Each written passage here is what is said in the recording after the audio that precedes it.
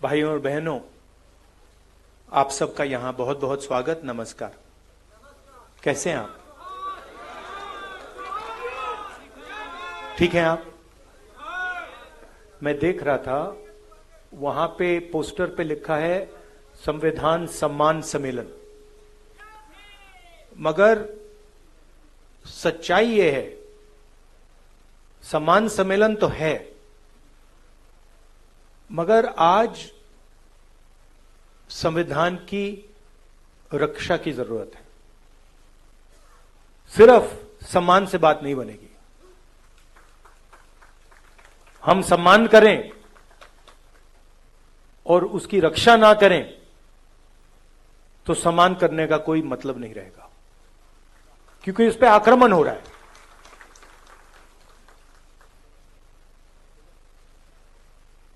जबरदस्त आक्रमण हो रहा है,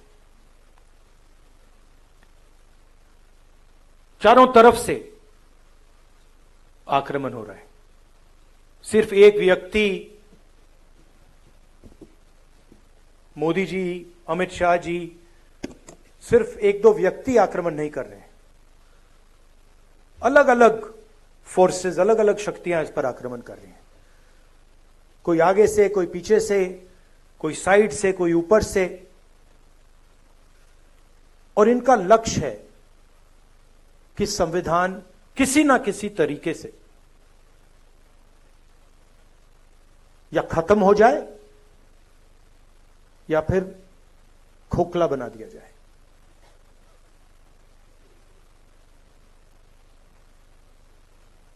मैं आपसे सवाल पूछना चाहता हूं। ये आप अपने हाथ में पकड़े हैं, उठाइए इसको जरा। ये कब बना? ये कब बना?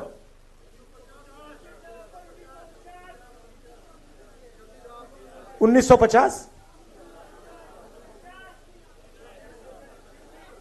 हाँ,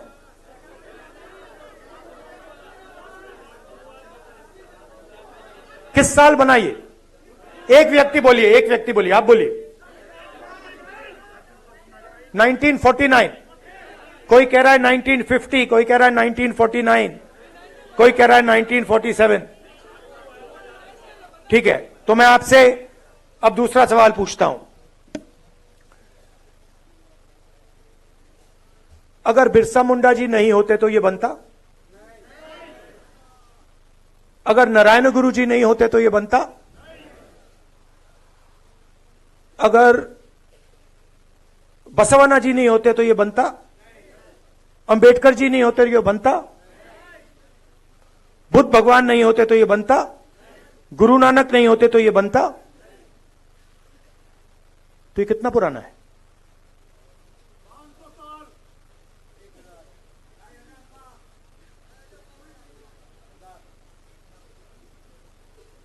आपने कहा कि ये 50 साल पुराना है, 70 साल पुराना है, मगर ये 50 साल पुराना नहीं है, ये 70 साल पुराना नहीं है। ये इसके पीछे जो सोच है वो हजारों साल पुरानी सोच है। और सबसे पहले ये गुरु नानक जी, बिरसा मुंडा जी, अंबेडकर जी, गांधी जी, बसवन्ना, नारायण गुरु, बुद्ध भगवान, उनकी सोच ने बनाया है। और ये जो लड़ाई चल रही है, ये 50-70 साल पुरानी लड़ाई नहीं है, ये हजारों साल पुरानी लड़ाई है। तो अगर ये कॉन्स्टिट्यूशन बिरसा मुंडा जी की सोच का है, गुरु नानक, महावीर, बुद्ध भगवान, महावीर जी, अगर ये इनकी सोच का है, तो इसके विरोध में कौन सी किताब है?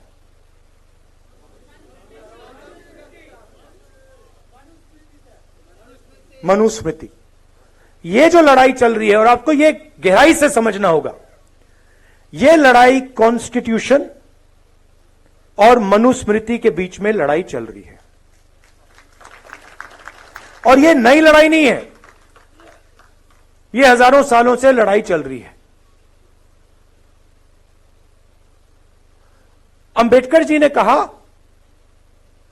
एजुकेट,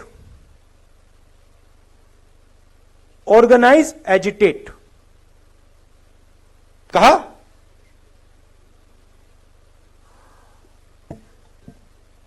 तो जब वो कह रहे हैं एजुकेट, एजुकेट का मतलब क्या?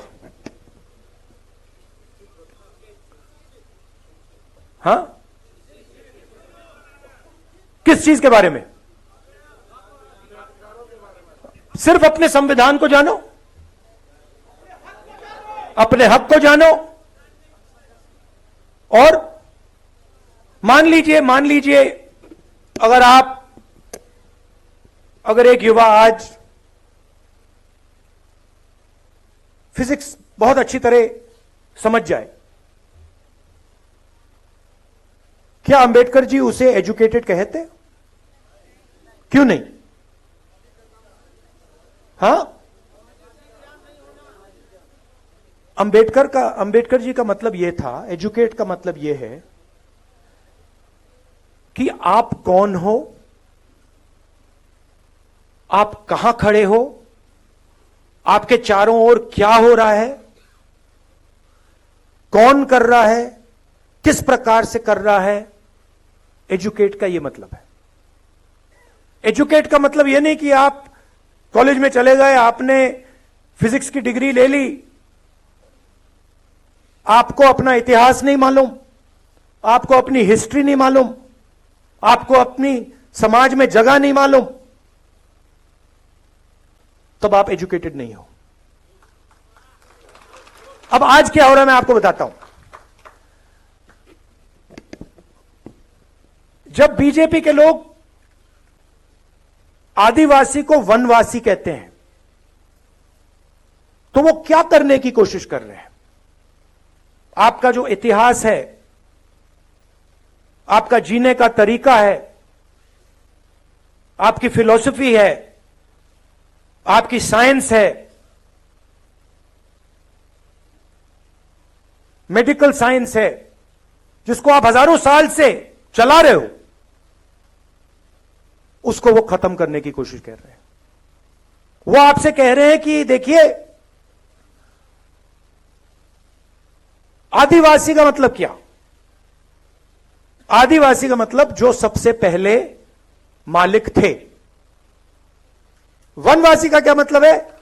जो जंगल में रहते हैं। देखिए फर्क, देखिए, मान लीजिए यहां पे आप लोग बैठे हो और ऑडिटोरियम में आप सबसे पहले आए, ऑडिटोरियम आपने बनाया, ऑडिटोरियम की जमीन आपकी, और मैंने आपसे कहा भैया आप वनवासी हो। इसका क्या मतलब है? जंगल में जाओ, ऑडिटोरियम तुम्हारा नहीं है, इसका यह मतलब है। तो जब ये शब्द का प्रयोग करते हैं, आदिवासी वनवासी, यह सिर्फ एक शब्द नहीं है, यह आपकी पूरी हिस्ट्री है। मैं हिंदुस्तान के एजुकेशन सिस्टम में पढ़ा हूं, स्कूलिंग मेरी पूरी हिंदुस्तान में हुई।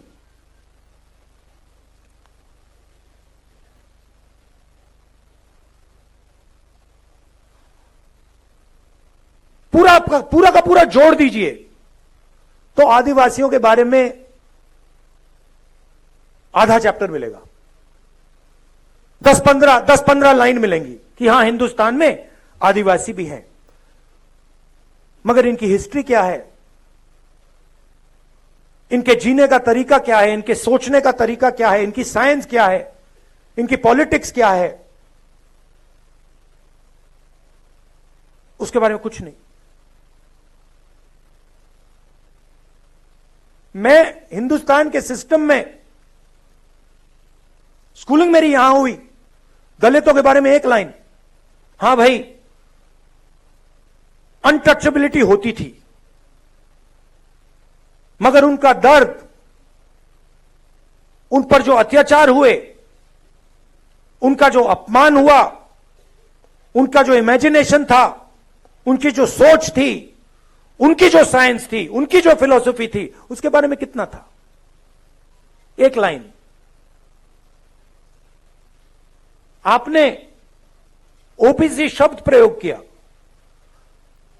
अदर बैकवर्ड कास्ट, क्या ये आपका नाम है? ओबीसी अदर बैकवर्ड कास्ट मतलब, हां, वो दूसरे पिछड़े लोग। किसने कहा कि आप पिछड़े हो? किस बेसिस पे कहा? आप इस देश को चलाते हो, आपका खून पसीना से यह देश चलता है, आपका जो हक है वो आपको मिलता नहीं है। आपकी हिस्ट्री कहां है? जिन लोगों ने इस देश को बनाया, जो किसान, मजदूर,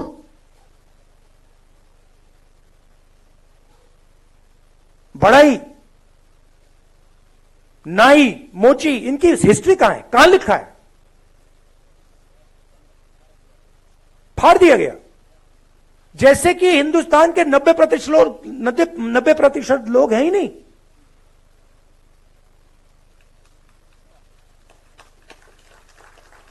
मतलब आप छुपे हुए हो।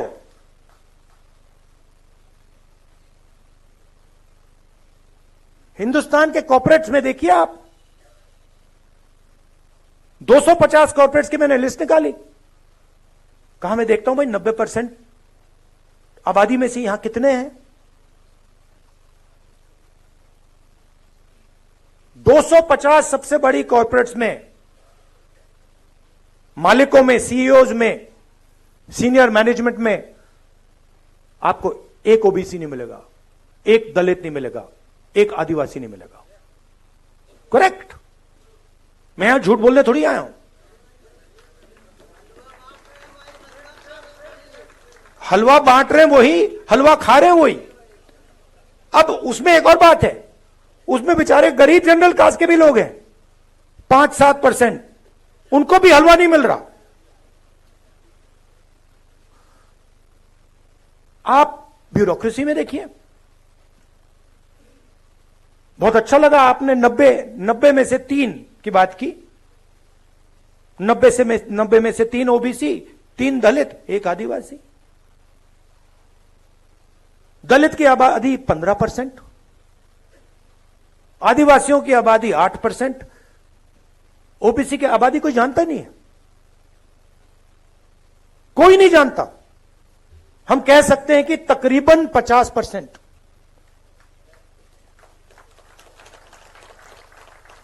क्योंकि आपकी संख्या छुपानी है। बड़ा खतरनाक काम है।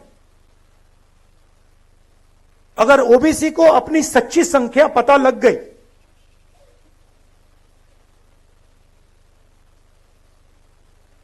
नब्बे में से 3, 50% आबादी, 90 में से 3। और अगर हिंदुस्तान की सरकार में 100 रुपए खर्च होते हैं तो 50% को 100 में से 100 रुपए में से 5 रुपए का निर्णय लेने का मौका मिलता है। 3 अफसर हैं, उनको पीछे बैठा रखा है। आपको कोई ओबीसी, दलित, आदिवासी फाइनेंस मिनिस्ट्री में नहीं मिलेगा, डिफेंस मिनिस्ट्री में, बड़ी बड़ी मिनिस्ट्री में कहीं नहीं मिलेगा। पीछे में बैठा हुआ है। 100 रुपए में से 5 रुपए का निर्णय ओबीसी अफसर लेते हैं, 100 रुपए में से 1 रुपए का निर्णय दलित अफसर लेते हैं, और 100 रुपए में से 10 पैसे का निर्णय आदिवासी अफसर लेते हैं। मतलब अगर हिंदुस्तान की सरकार 100 रुपए खर्च करती है तो 90% के लोग 6 रुपए 10 पैसे का निर्णय लेते हैं।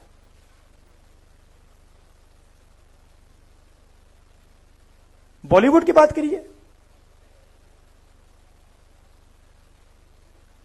बॉलीवुड में आपको दलित, आदिवासी,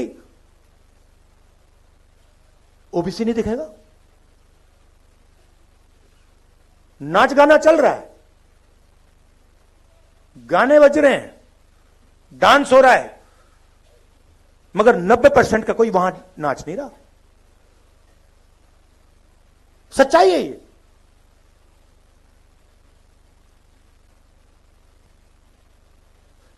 राष्ट्रपति आदिवासी वर्ग की हैं।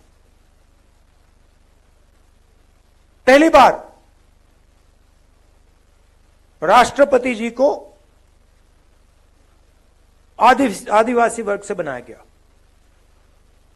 मगर जब पार्लियामेंट का उद्घाटन होता है तो उन्हें कहा जाता है कि आप आदिवासी हैं, आप अंदर नहीं आ सकती हैं।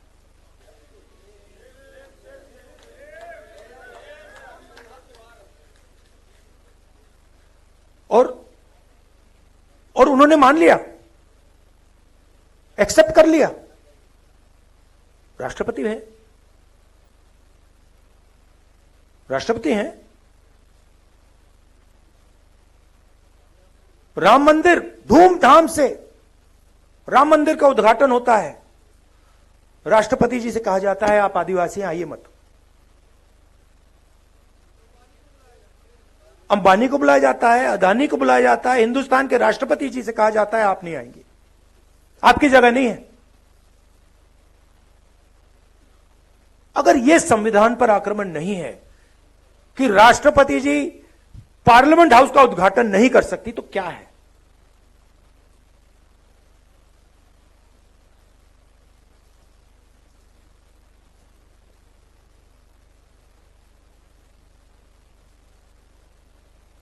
कहा गया था, संविधान में कहा गया है कि एक व्यक्ति को एक वोट का हक मिलेगा, ये इसमें लिखा है।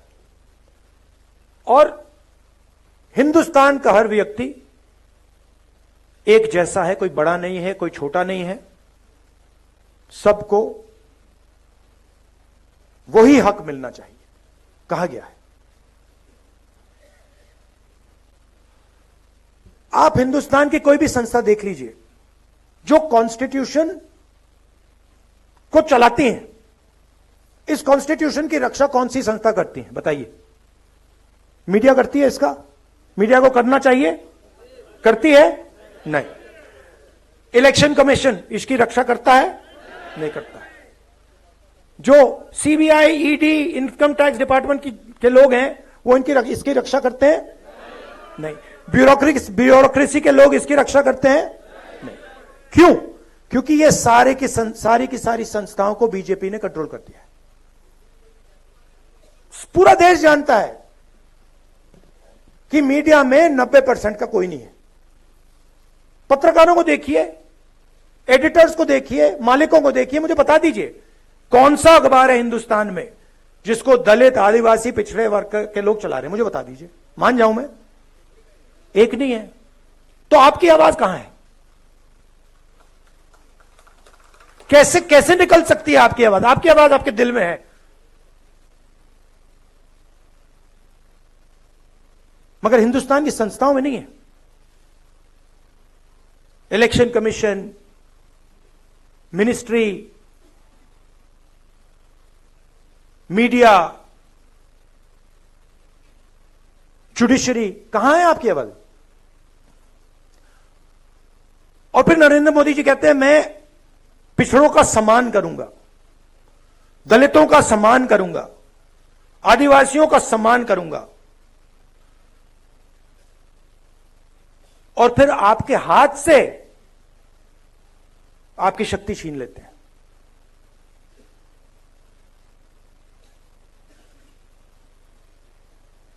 सम्मान आपको देते हैं और पावर आपसे छीनते हैं। सम्मान आपको देते हैं और आपको हिंदुस्तान की संस्थाओं से बाहर निकाल देते हैं। सम्मान आपको देते हैं और फिर इसको खोखला करने की कोशिश करते हैं। मुझे बहुत अच्छा लगा इस चुनाव में हमने सिर्फ एक काम किया, हमने ये दिखाना शुरू कर दिया। बहुत गहरी बात है ये। हमने सिर्फ ये दिखा के कहा कि भैया हम इसकी रक्षा करेंगे, आप इसको छुओ फिर देखो क्या होता है। और हिंदुस्तान के प्रधानमंत्री ने चुनाव के बाद ये किया। देश ने बता दिया कि आप जो कर रहे हो, जो आक्रमण आप बिरसा मुंडा जी की सोच पर कर रहे हो, गुरु नानक जी की सोच पर कर रहे हो, नारायण गुरु जी की सोच पर कर रहे हो, बसवना की सोच पर कर रहे हो, बुद्ध भगवान, फूले जी, इन सब की सोच पर जो आक्रमण कर रहे हो वो हम आपको करने नहीं देंगे। मगर उनके पास सब कुछ है, सच्चाई है, धन उनके पास, संस्थाएं उनके पास, मीडिया उनके पास, CBI, ED, income tax department. अब आप कहोगे भाई अगर सब कुछ उनके पास तो हमारे पास क्या है? हमारे पास सच्चाई है और हमें कुछ और नहीं चाहिए। आप ले लो, आप संस्थाएं ले लो, सब कुछ ले लो, धन ले लो, संस्थाएं ले लो, जब तक हमारे पास सच होगा सारा का सारा न्याय हमें मिलेगा। और यही इस चुनाव ने दिखाया है। हमारे पास मीडिया नहीं। मैं आपको बताऊं, कांग्रेस पार्टी के बैंक अकाउंट बंद कर दिए। बिना पैसे के कांग्रेस पार्टी ये चुनाव लड़ी है। आप सोचिए, हिंदुस्तान को लोकतांत्रिक देश कहा जाता है, सबसे बड़ी ऑपोजिशन पार्टी के बैंक अकाउंट बंद कर दिए, तब भी हम लड़े, सच्चाई के साथ लड़े, संविधान के साथ लड़े।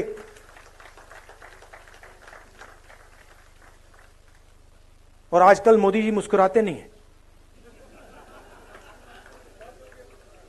बंद हो गया, परमानेंटली बंद हो गया, भूल गए। तो अब मैंने आपसे यह कहा कि भाई लड़ाई हो रही है, युद्ध हो रहा है, दो विचारधाराओं के बीच युद्ध हो रहा है। अब यह भी बताना पड़ेगा रास्ता क्या है। देखिए, मैंने संस्थाओं की बात की, थोड़ा सा मैं आपको 2-3 आंकड़े देना चाहता हूं।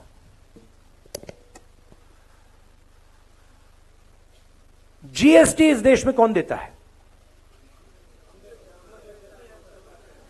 कौन देता है? 90% देता है। दलित, आदिवासी, पिछड़े वर्ग के लोग, गरीब, जनरल कास्ट के लोग देते हैं। ये आपने शर्ट कितने की खरीदी? ये आपने, हां आपने, ये कितने की खरीदी? 1,500 रुपए की। इस पे आपने जीएसटी कितनी दी? 18%। अगर यही अच्छा, अगर यही शर्ट अदानी या अंबानी खरीदें तो जितना टैक्स आपने दिया उतना टैक्स वो देते हैं। जीएसटी गरीब जनता से लिया जाता है, पिछड़ों से लिया जाता है, दलितों से लिया जाता है, आदिवासियों से लिया जाता है। अगर 100 रुपए आज हिंदुस्तान में अगर 100 रुपए टैक्स में लिए जाते हैं, 40 रुपए आम आदमी की जेब से निकलते हैं, 26 रुपए हिंदुस्तान की सबसे बड़ी कंपनियों से आते हैं।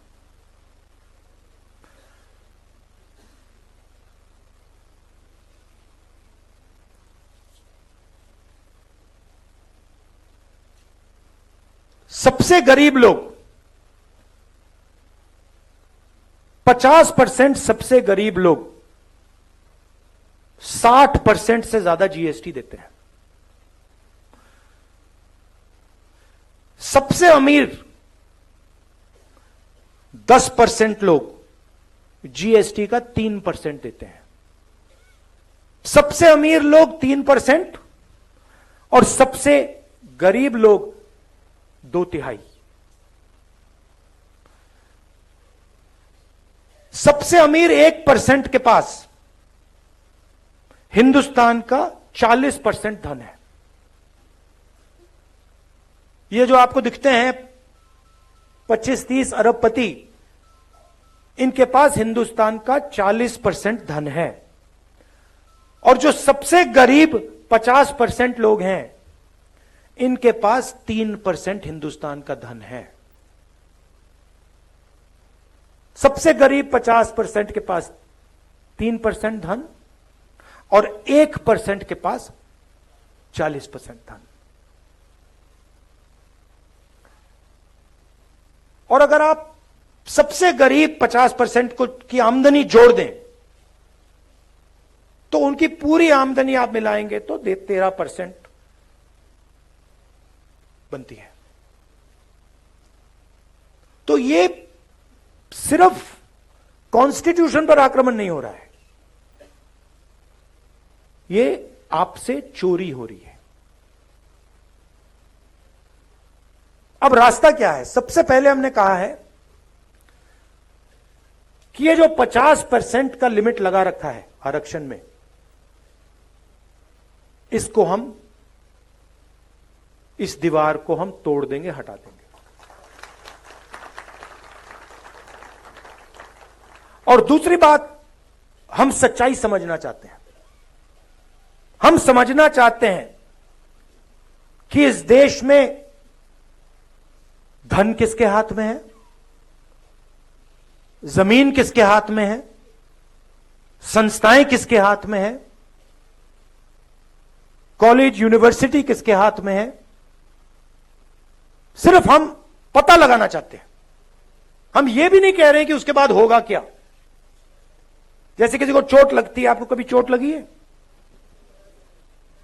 हाथ टूटा, आप गए, आपने कहा, डॉक्टर से कहा कि भैया एक्सरे करा दीजिए। डॉक्टर ने कहा कि हां भैया एक्सरे कराते हैं। फिर पता लगता है भैया हाथ कैसे टूटा है। अब पूरा देश जानता है कि दलितों को, आदिवासियों को, पिछड़ों को, गरीब जनरल कास्ट के लोगों को, माइनॉरिटीज को दर्द हो रहा है। सबको मालूम है। बेरोजगारी फैल रही है, महंगाई बढ़ती जा रही है, जॉब नहीं मिलता, सरकारी नौकरी नहीं मिलती, प्राइवेट सेक्टर बढ़ता जा रहा है, पब्लिक सेक्टर खत्म होता जा रहा है, चोट लग रही है। अब हम सिर्फ ये कह रहे हैं भैया चोट लग रही है, एक्सरे करा दो, पता लगाओ चोट क्यों लग रही है, कारण क्या है।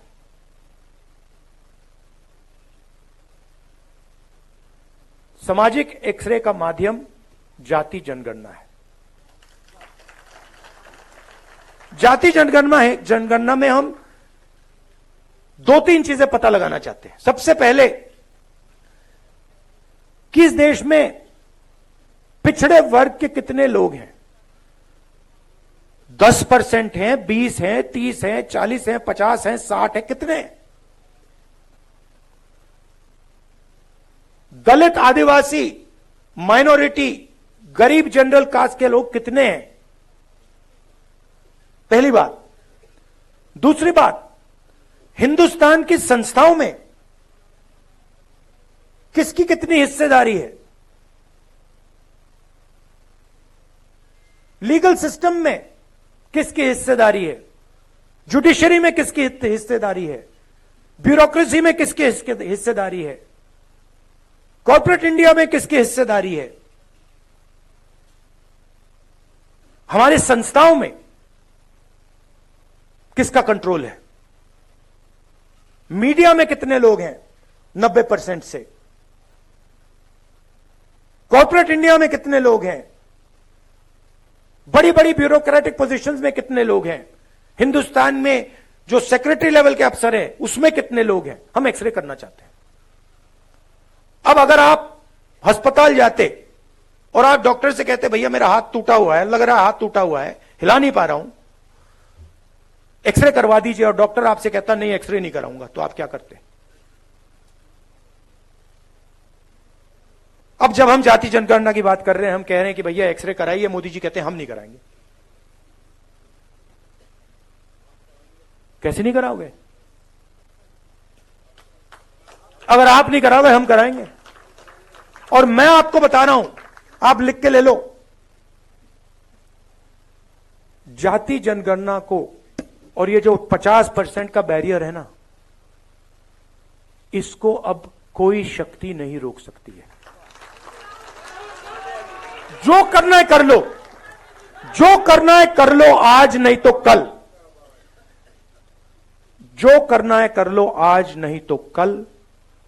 जाति जनगणना, इंस्टीट्यूशनल सर्वे, 50% की जो दीवार है, ये कार्रवाई होगी ही होगी।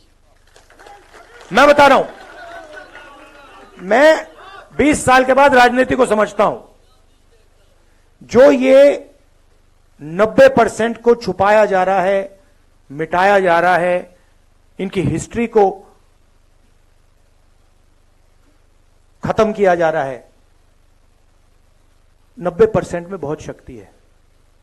आपके पास मीडिया नहीं है, मीडिया नहीं है आपके पास जुडिशरी नहीं है, आपके पास ब्यूरोक्रेसी नहीं है, मगर सच्चाई आपके साथ है। और यह काम मिलकर होगा, यह बंटने से काम नहीं होने वाला है।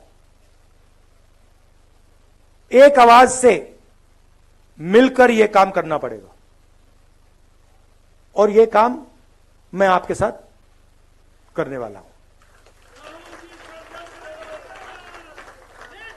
यह मैं आपसे कहना था, मैं आपसे यह कहना चाहता था, सबसे जरूरी चीज, चाहे जाति जनगणना हो, चाहे 50% का बैरियर हो, सबसे जरूरी चीज इसको बचाने का है। अगर यह हाथ से निकल गया, अगर यह खोखला हो गया, अगर यह खत्म हो गया, तो फिर कुछ नहीं रहा। तो सबको सबसे पहले इसकी रक्षा करनी है। संविधान की, बिरसा मुंडा जी की सोच की, आदिवासियों की सोच की, अंबेडकर जी की सोच की, गांधी जी की सोच की, गुरु नानक, जो नाम आपको मैंने बताए। और यह मत सोचिए कि यह लड़ाई 70 साल पुरानी है। यह लड़ाई हजारों साल पुरानी है। यह लड़ाई चलती जाएगी और इसको हम जीतने जा रहे हैं। धन्यवाद।